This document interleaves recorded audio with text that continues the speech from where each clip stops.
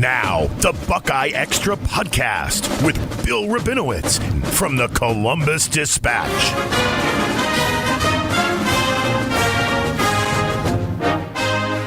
Hello, everybody, and welcome to a very special edition of the Buckeye Extra Football Podcast.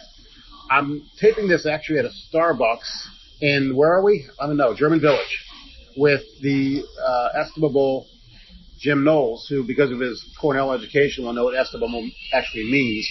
I talked with Jim last year at this time, kind of a preview of the season before training camp, and he's been nice enough to indulge me again. And so we're just going to talk about the defense in year 3 and kind of see where it goes. Welcome, Jim. Thanks for doing this.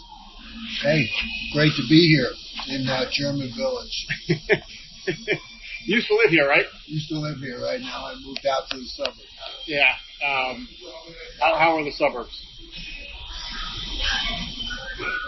They look nice when I drive home late and leave early. They look nice. So Ohio State fans should be happy that you're spending virtually your whole life at the Woody. Is that right? I mean, it's the truth. I don't know if they'll be happy or not. All right, let me start with kind of a simple one. This is now year 3 here. How much more comfortable do you feel? Obviously, year 1, you just got to drink it from a fire hose. Year 2, you're a little more settled, but still probably learning. What's year 3 like? Well, I know the players, and the players know me, and I think that's critical in building relationships, but helping them achieve their peak performance. Because ultimately, when they're out there on the field, I want them to think like me and play like them. That's you want to somehow impart everything that I've learned. You want to pour it into them. You want them to see the game, the way I see it. And, we're getting there. You get year 3, a lot of guys coming back that could have moved on, which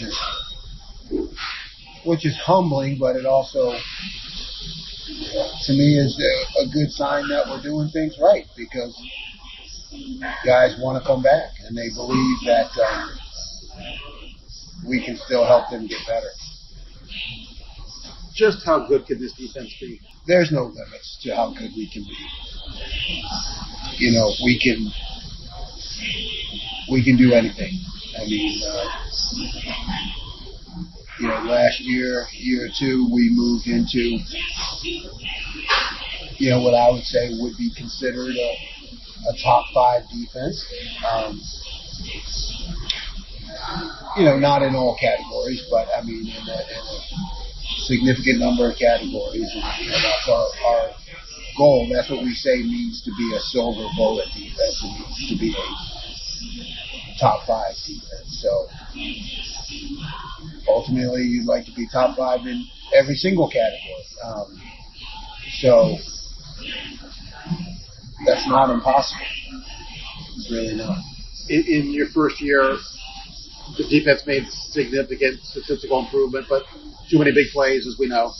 Last year, you cut down on those for the most part, not entirely, for the most part. But you weren't creating a lot of havoc, not a lot of turnovers, not a lot of sacks, middle of the pack and that kind of stuff nationally. Is that the next step to combine that?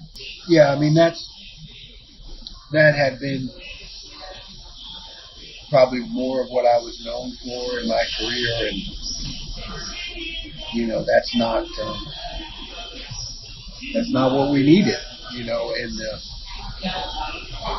maturation of this defense,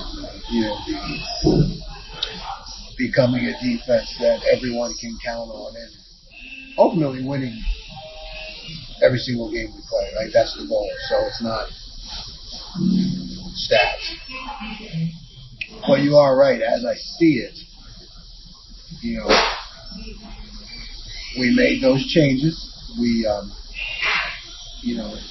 were able to win some games on defense. We did change the explosive plays. There's no doubt about that. Statistically, we were top 5 in explosive plays. So, now we do want to create more havoc. We do want to create more lost yardage plays, turnovers, take more chances. And we have the guys to do that. Yeah, I mean, that's the thing. I mean, you look at this defense, and what's the weakness? What's even the major question? The obvious caveat that injuries obviously change things. But when you look at the defense, and to me, you have really 12 starters because you have Jordan and Sonny. Sonny's now moved to linebacker. C.J. Hicks is a linebacker. Cody Simon. So, I'm not sure. Mix and match, I'm sure. But when you look at the defense, do you see a major question in your mind? No. I think depth at safety. It's long. It's going to be a long season. So I think depth at safety and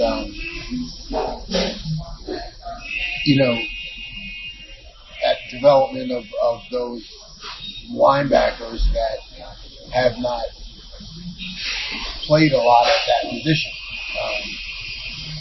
Sonny made the transition, and CJ has been, developing for 2 years and has got to be the guy this year along with Sonny. So,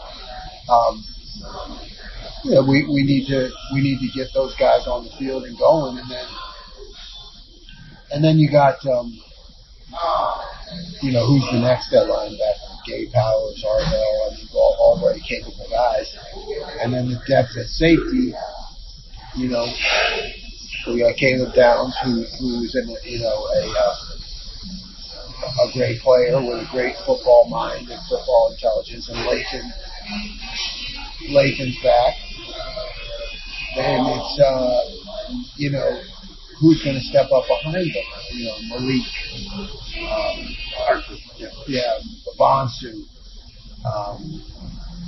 Keenan, our transfer from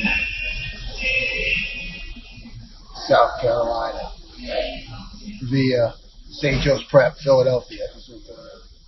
Had to get that in there, didn't you? Yeah. So I would say that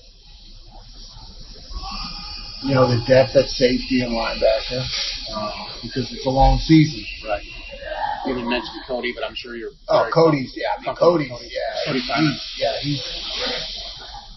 I consider Cody a multi-year starter, and he's going to run the show. When you talk to Mick, Cody Simon's one of the best to come through here in terms of leadership and work ethic and all those things. Yeah. So Cody's going to be great. He'll be great. I think everyone will be well pleased. What's the advantage of, or maybe it's semantics because James Laurinaitis did a lot with linebackers last year, but you don't have an assigned position group last year. What's the advantage of that? And are there any disadvantages?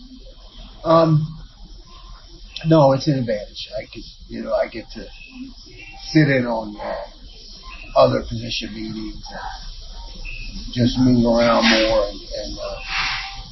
and just have my hand and get to spend more time with different areas of the defense. So it's certainly an advantage. I've done it before, and it really allows me to be at my best in terms of big picture thinking and building relationships with all the positions. How has James settled in to this semi-new role at least? Yeah, James is he's great. He's come right in and built those relationships with the linebackers, does a great job in recruiting. Obviously, he's Mr. Ohio State. And, I don't know. I don't think you could ask for a better NFL experience. He checks all the boxes. and you added Matt Guerreri also. I know you have a history with him, so you have somebody on the back end who can kind of think like you do. Is that the major advantage of having him here, and what does he bring? Yeah, Matt and I go way back, and kind of feel like I raised him in the profession from finding him at a summer camp, GA, promoting him. And yeah, he understands everything about the system, and he certainly is a guy who can solve problems very quickly. You can count on to kind of always understand how I'm thinking. I want to ask you about Ryan, and this is not really related to your position necessarily, but curious. Ryan now has Chip Kelly to run the offense, just like he has the confidence in you to run the defense. Do you notice a change in Ryan late this year, just being able to step back from the minutia of the offense?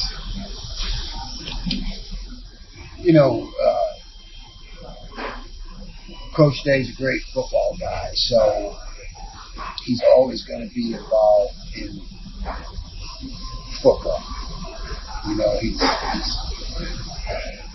whether it's special teams, offense, defense, he's a football guy. So you can really talk ball with him. What I see is just him having more time to deal with all the other issues that he has to deal with, particularly NIL and everything that's revenue share, everything that's changing so quickly and rapidly. I just think he has more time to do that, but he'll always have his hand in football. You're just happy to have another old guy in the room, right? That's right. Yeah, and from the Northeast. That's right. Is there a big Philly-Manchester rivalry? I spend time in the Northeast, so I know. Yeah, no, there's no contest. No, I don't think so. Let's talk about some of the players more in depth. Sonny, let's start with Sonny. Talked about him switching from safety to linebacker. Well, he was always kind of a bit of a hybrid anyway. How has he embraced that? What do you think his potential is as a linebacker? Yeah, Sonny's the same way as our defense. The sky's the limit. I think from the time I arrived here, everybody was talking, he's going to be a linebacker. He's going to be a linebacker. And I wanted to see, first of all, how he could function as a safety. That's what he wanted to do. That's what Sonny wanted to do. And I've had experience moving safeties to linebackers, and I think the perspective that they gain, going that way really helps them in their career. And Sonny's got an amazing attitude, and he's taken the position very well. And the sky's the limit for him. Caleb Downs, All-American as a freshman at safety for Alabama. I mean, that's such a coup to get him. How does he transform the defense? He's always going to be in the right place, and if he's not, he immediately corrects it. He brings confidence, but he also brings, study habits and how he handles meetings and how he operates as a major college nationally recognized player. I mean, I think that's even more than what you see on the field. He brings that professionalism to the meeting room and to our building. Yeah, I mean, that's what I've heard is the maturity, the professionalism, that kind of stuff.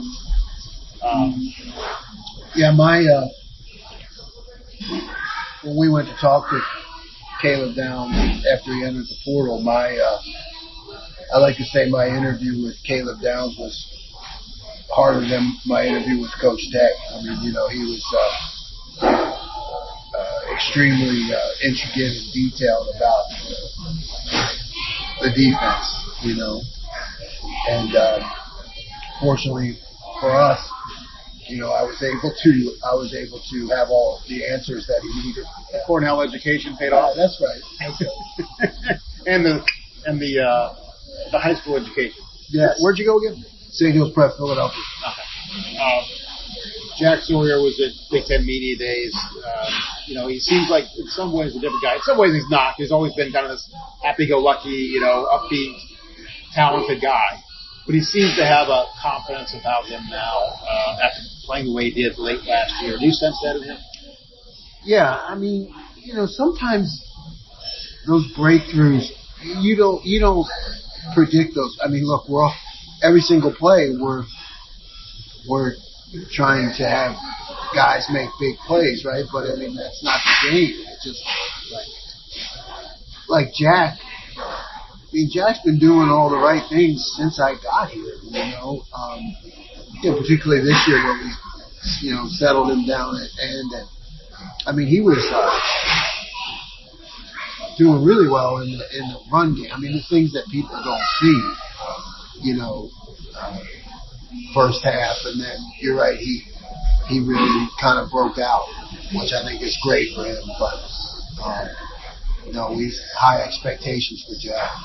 And on the other side is JT, another guy who could have gone to the pros and came back. We've always talked about how he came very late his freshman year and still made an impact. And then obviously had the Penn State game.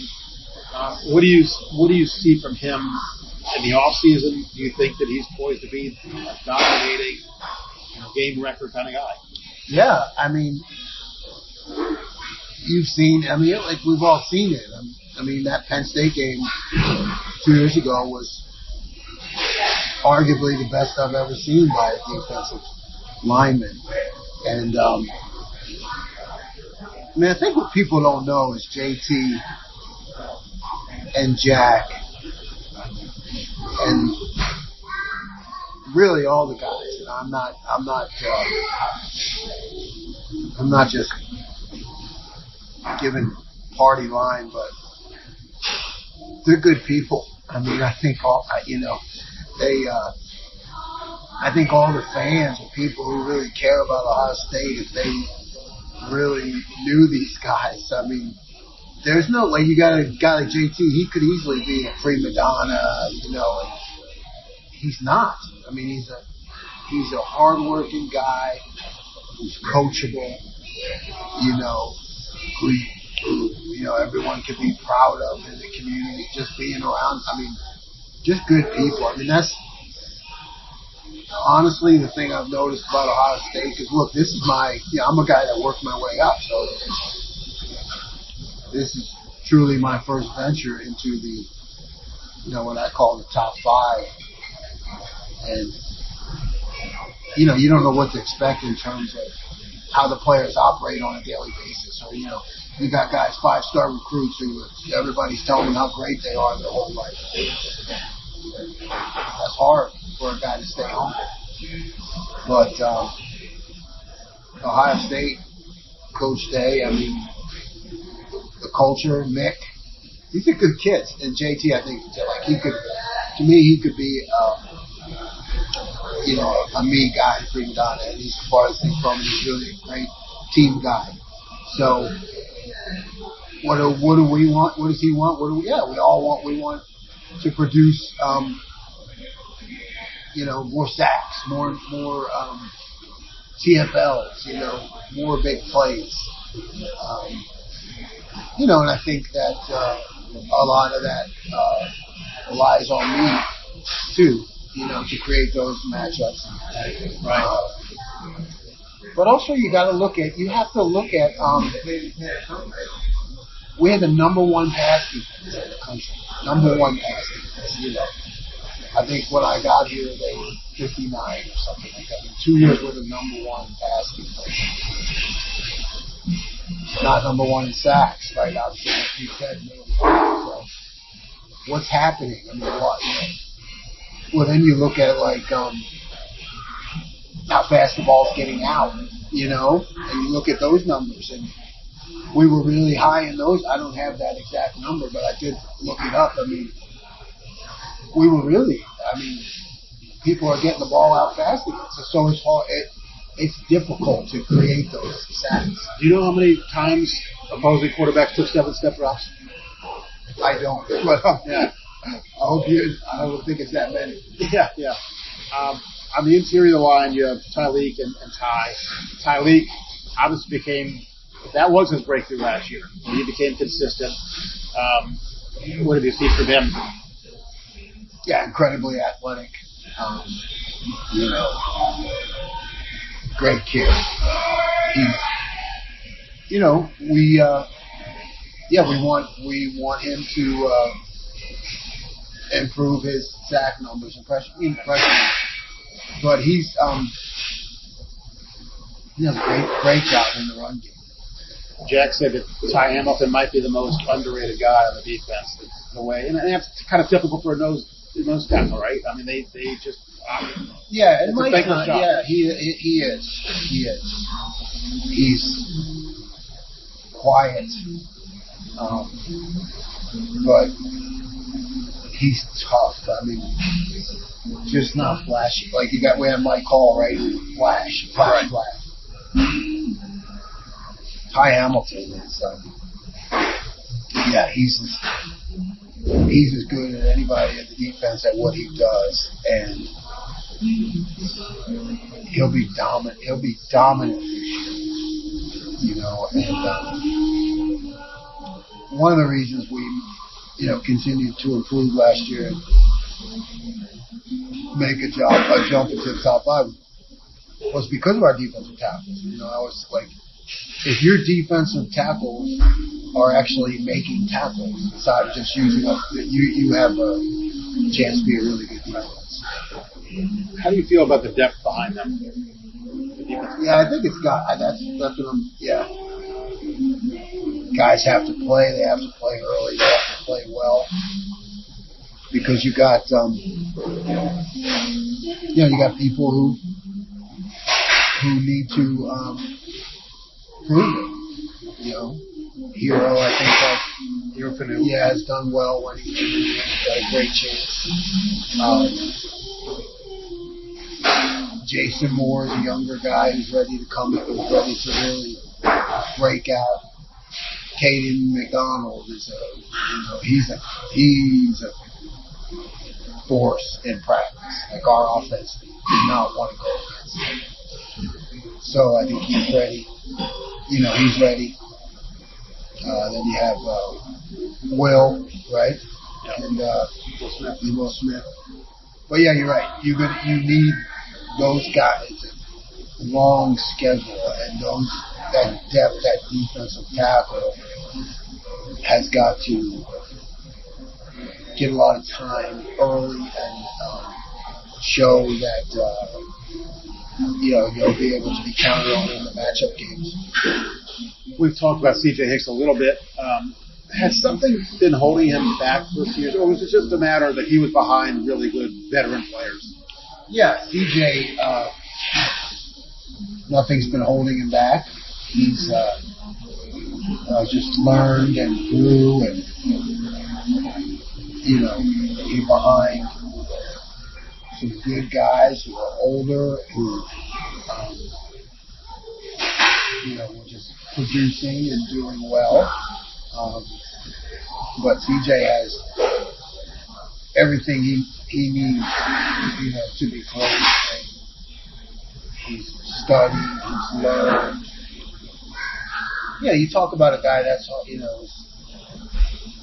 5-star and lauded, and everybody expects you to, a lot of pressure. I mean, there's a lot of pressure on him. And he's a great kid. Always displays all that pressure. Always has a smile on his face. Great team guy. So, yeah, isn't this the way you want it? I mean, you want a guy to come in and get some learn for year one, play a little more year two, but okay, now you're the guy. You know what I mean? Now you're the guy. I mean, ideally that is what, if you have a great program, that is what you expect. Like people who talk about freshmen coming in and playing right away. To me, you're not you're not as good as you think you are if you're counting on freshmen to come in and play right away. Right, your 18-year-old body going into 22-year-old body. Yeah. And plus, experience and the making the maturity. transition. Still 18-year-old kid, you know? I mean, we all have children who are that age. And sometimes we think, well, because these guys, whatever, now they're getting paid, or, you know, because they're playing at a top 5 university in a major sport in the national recognition, you know, mentally, emotionally, they're no different than my 18, 20-year-old or your 18, 20-year-old. You know, they're not. Physically, yeah, they're fantastic, right? Yeah. So you look at CJ Hicks and you say, man, you know, he's learned. Okay, all right. He's learned under a lot of pressure that he should play right away, you know. And, okay, now you know, he's got the physical tools. Now you know, continue to learn the game and defense, and now you can really cut it loose. And, you know, with him and Sonny, I think that now the onus comes on me too to, you know, create more weight, more pressures for those guys. You know what I mean?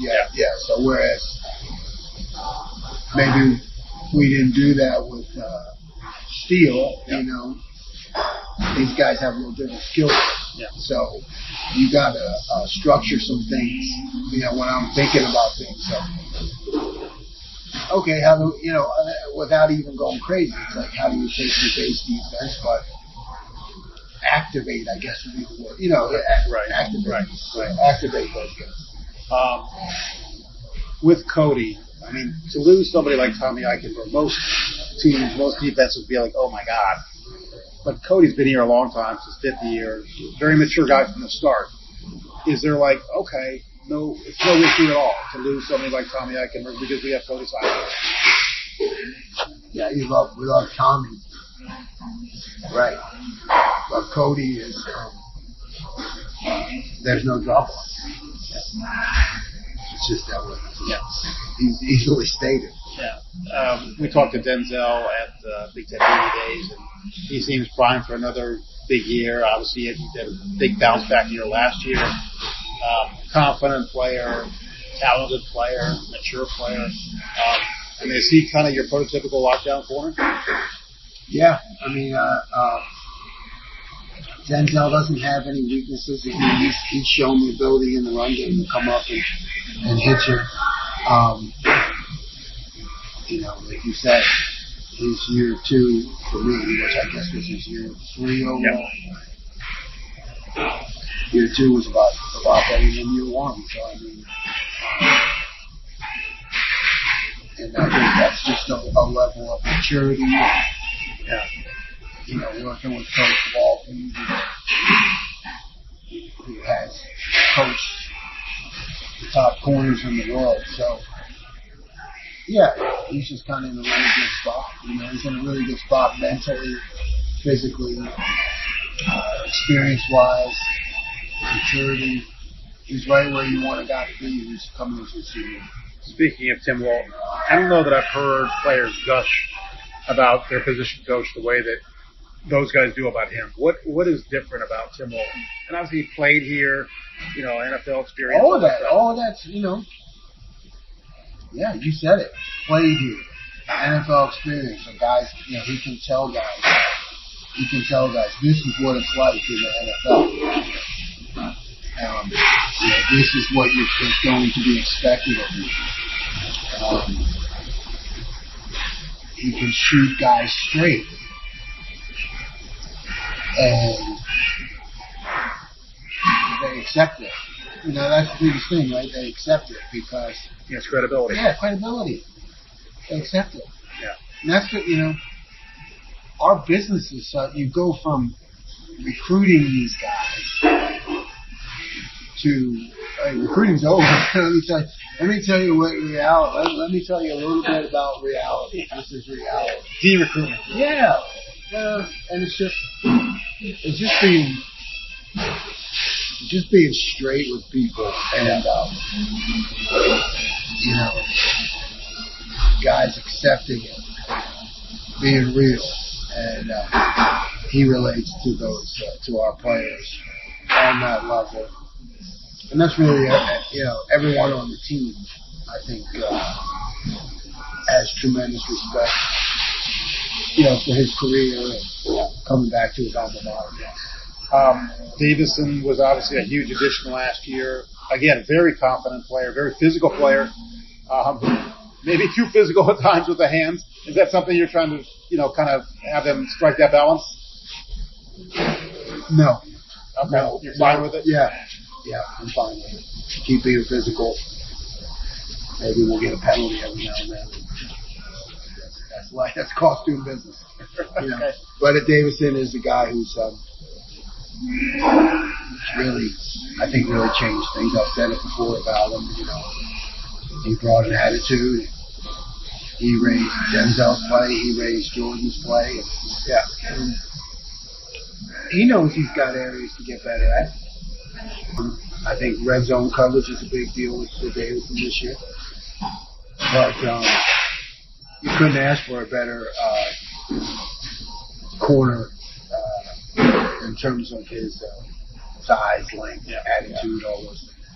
Jordan Hancock sometimes gets lost in the shuffle a little bit. I don't know, not by you guys, I'm sure, but how valuable is he as that nickel corner, and he could do other things? Yeah, he can do other things too, but you're right, the nickel, he kind of got thrust into that role. And we'll make a career out of it. I think we'll now make a career out of it. Because we're always looking for those guys in the NFL.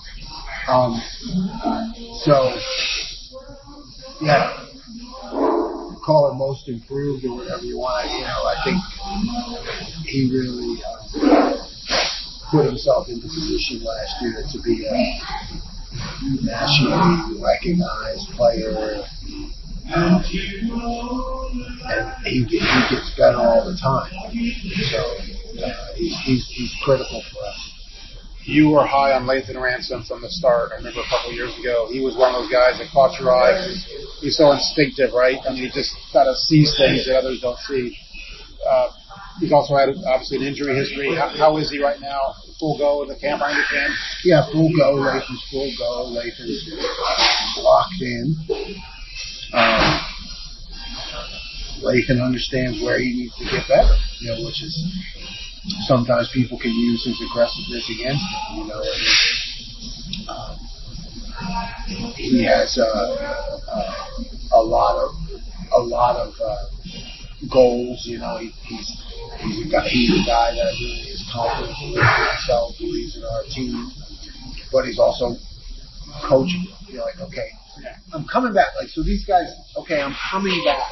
All right, what does that mean? That means, one, that you want to be part of the brotherhood and we have unfinished business. Okay, that's great. But you also have to have the belief that you're going to get better. You know what I mean? And your parents have to believe. People in your family, you may say, hey, I got a second round grade, but I'm going back because I love my teammates and we got unfinished business.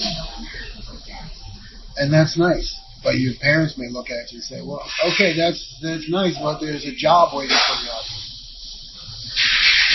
And then, families get together and they say, well, not only do we have that personal, emotional, team, brotherhood, unfinished business, but we have the coaching, mentorship, defensive system where we're going to get better. Like, we're going to go from second round to first round, third to second round. And that's, so, and people have to believe in you. You have to have shown them that you're capable of that. So that's like Lathan is that, okay, real good, like you said, notice him from the beginning. Now, how are we going to get better? How do you play half field technique better? How do you not fight the play fake as much. So those are all areas that he's into. Were you surprised that all these guys came back? I don't know if I was surprised. Like I said, I thought humble was more the word for me, because it's talking about money and families and all, so they're not just going to say I'm coming back because they feel good. Yeah. I mean, there has to be real teaching, real improvement, real signs of being part of the defense that's going to be one of the best in the country. So, really humbled and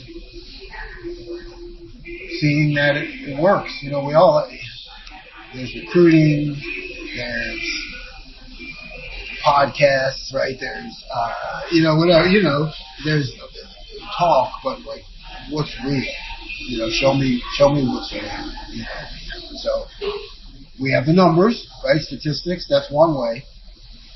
But then the other way for me to show that it's real is these guys who could have moved on are coming back. That's right. Just an example of being real. Well, let's not be naive. Some of that was at IL too. Yeah, well, that's part of it. Yeah, part of it. I think that's great for them, and it certainly makes it easier. Yeah. What would your NIL value have been as a young stud player at Cornell? How much was this cup of coffee in Starbucks? Too much. I don't know, maybe. I don't know if I could have earned that much to pay for my cup of coffee. Just there's so much excitement about this team, so much pressure on this team as well. How do you? I know at Ohio State you embrace the pressure because that's part of the gig. Does it feel different this year at all? No, it doesn't. I think when you come here, you expect to win every game. You are chasing perfection, like all the time. And that's the way. That's just the way I've been my whole career, but at Ohio State, the expectations are different. It's a process. There's the process, and then there's the expectations. So, the expectations are a little different here. But you know that. People ask me about the season. I say yes. It'll be great as long as we don't lose a game or give up a point. After,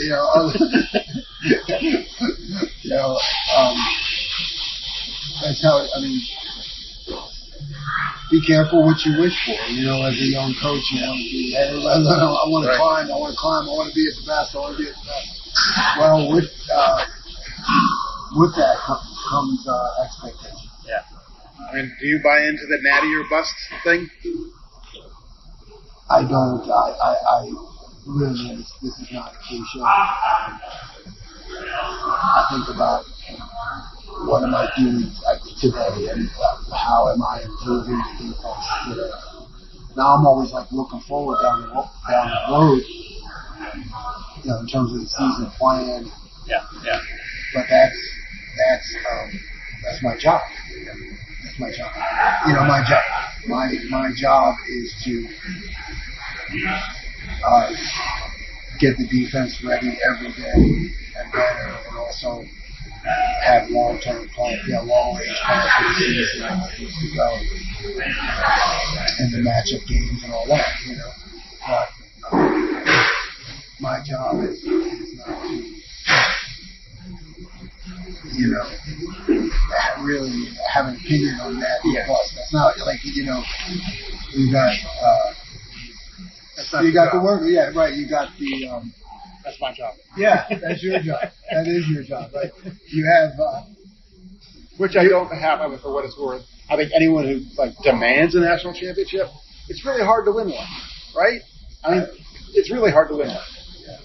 But you should be right there. Yeah, you have the architect, Coach Day. You have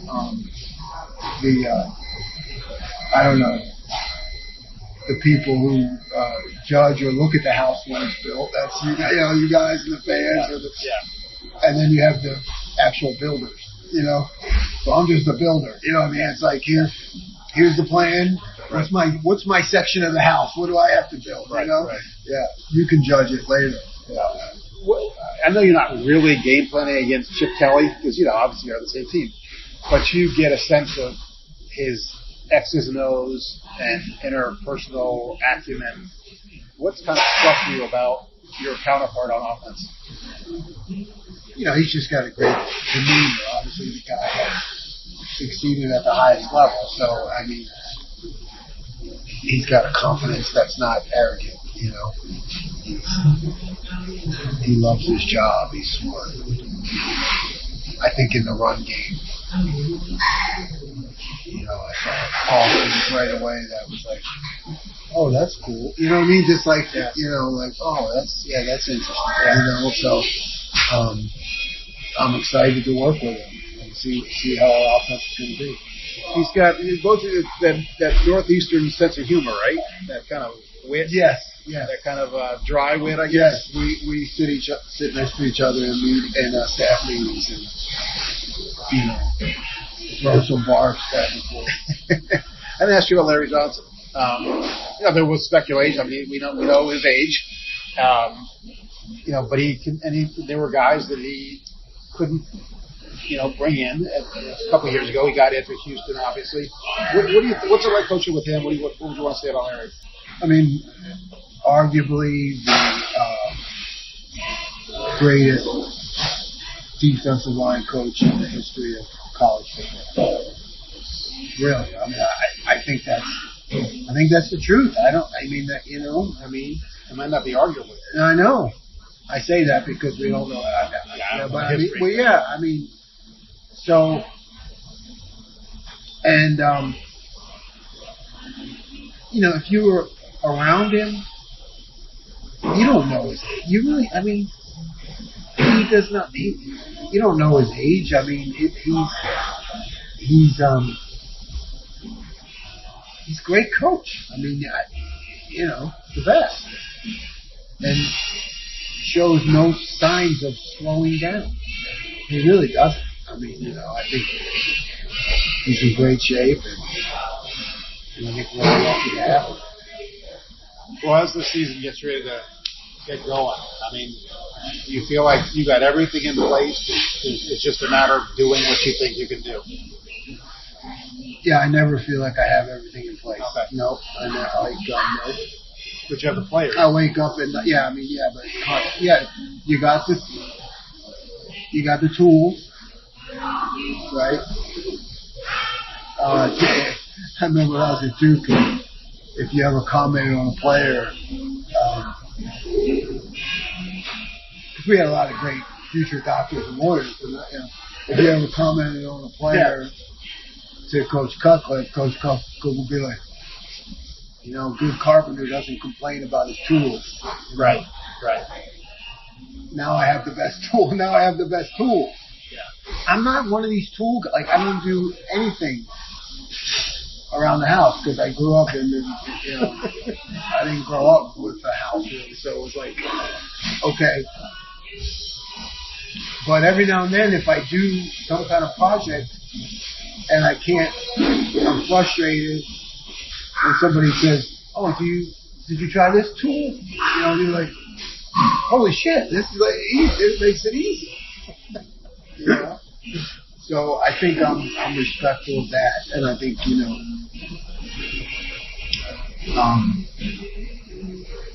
last year probably did less schematically than I've ever done because you got I was like, okay, this is what we need. Let your players do it. Yeah. Do you feel this year will be a combination? I think of so. schematic Yeah, and players? I think we got to bring some of that back. Yeah. Jim, is there anything else that you would like to add? Anything we didn't talk about that you would like to? Nope. Let's have a great year. All right. Well, this has been Jim Knowles, special guest on the Buckeye Extra Football Podcast. Can't thank you enough, Jim. It's becoming an annual tradition, right? The pre-training camp get-together. That's right. Yeah, we'll Something you hopefully we'll keep it going for many more years. is it the highlight of your career, of your year as well? It's the highlight of this past hour. Thank you, Jim.